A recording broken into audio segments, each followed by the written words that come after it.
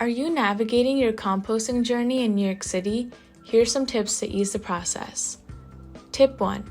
Create a kitchen scrap bin using items you may already have at home.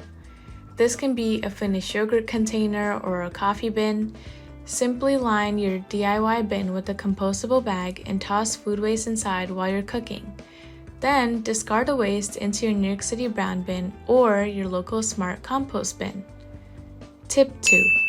Combat unpleasant odors and pests by putting your food scraps in the freezer until you're ready to discard them. Remember that all New York City Brown bins are completely rat-proof, so no need to worry about unwanted visitors. Tip 3. Make cleaning your New York City Brown bin easier by lining it with a certified compostable trash liner, like this one from Commit to Green. Tip 4.